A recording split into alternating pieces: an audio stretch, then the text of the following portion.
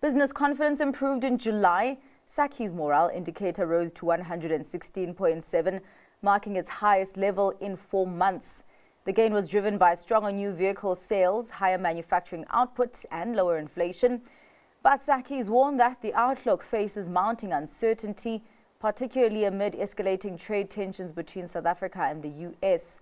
The chamber says a 30% tariff on South African exports to the US could deal a severe blow to the domestic economy and long-term business relations, and has called for urgent progress on AGOA and other bilateral trade agreements. Retail sales growth has slowed. According to Stats SA, sales increased by 1.6% year-on-year in June. That's a market slowdown from the previous month's gain of 4%. The deceleration was led by weaker growth in textiles, clothing, footwear and leather goods, which climbed 4.6% compared to 12.6% the previous month. Sales also moderated at other retailers, while food, beverages and tobacco sales declined further.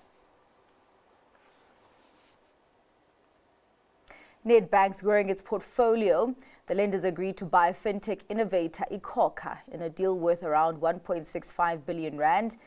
Nedbank says the deal is a milestone in its drive to grow SME support through digital innovation and inclusive financial services. iKhokha, which processes more than 20 billion rand per year in digital payments, will become a wholly owned subsidiary and will continue under its own brand and leadership, with a management lock-in to ensure continuity. The deal is subject to regulatory approval and is expected to conclude in the coming months. Capitex flagged higher half-year profit. The bank expects its headline earnings per share to grow by as much as 27% from the prior period. It says all its businesses are contributing positively, with loan disbursements up and the credit loss ratio holding steady. It's added that growth in the net investment portfolio has also boosted net interest income after impairments. Capitec will release its results in October.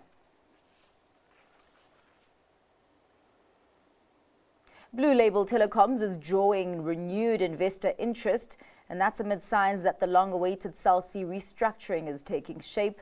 Flagship Asset Management says the restructuring, which includes a debt-for-equity swap and a potential IPO, could lift Blue Label's valuation to as much as 27 billion rand from just under 15 billion rand currently.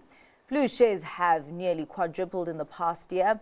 The stock surged from just over 4 rand in August last year to 16 rand. That's a gain of 275% according to Iris data.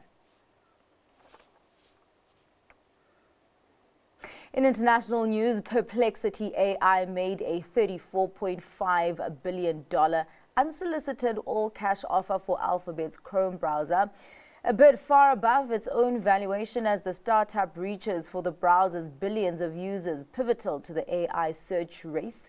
Here's more on this in this detailed report. Perplexity AI made a $34.5 billion all-cash offer for Alphabet's Chrome browser, a bid far above its own valuation. The startup is reaching for the browser's billions of users, pivotal to the AI search race. Perplexity is no stranger to headline-grabbing offers. It made a similar one for TikTok US in January. It offered to merge with the popular short video app to resolve US concerns about TikTok's Chinese ownership. OpenAI, Yahoo and private equity firm Apollo Global Management have also expressed interest in Chrome. That's as regulatory pressure threatens Google's grip on the industry. Google did not immediately respond to Reuters' requests for comment. The company has not offered up Chrome for sale and also plans to appeal a US court ruling last year that found it held an unlawful monopoly in online search. The Justice Department has sought a Chrome divestiture as part of the case's remedies. Perplexity did not disclose how it plans to fund the offer. The 3-year-old company has raised around $1 billion in funding so far from investors including Nvidia and Japan's SoftBank. It was last valued at $14 billion. Meanwhile, US President Donald Trump met with Intel CEO Lip Bu Tan just days after calling for his resignation due to Tan's ties to Chinese firms. Despite the controversy, Trump praised Tan in describing their meeting as a very interesting one. Here's more detail. U.S. President Donald Trump said he met with Intel CEO Lip-Bu Tan, praising him and calling the meeting a very interesting one. That's a reversal days after Trump publicly called for Tan to resign, claiming he was highly conflicted over ties to Chinese firms, raising doubts about Tan's plans to turn around the struggling American chip icon. In a post on Truth Social, Trump said he met with Tan, Commerce Secretary Howard Lutnick, and Treasury Secretary Scott Bessent. In the post, Trump also said his cabinet members and Tan were going to bring suggestions to him next week. He added that Tan's success and rise is an amazing story. According to Reuters reporting in April, Tan had invested in hundreds of Chinese firms. Some of those were linked to the Chinese military. It is not illegal for U.S. citizens to hold stakes in Chinese companies unless the firms have been explicitly banned on a U.S. Treasury list.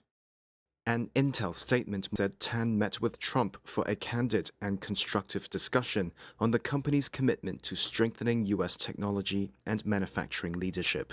It also said the firm would work closely with the administration to restore this great American company.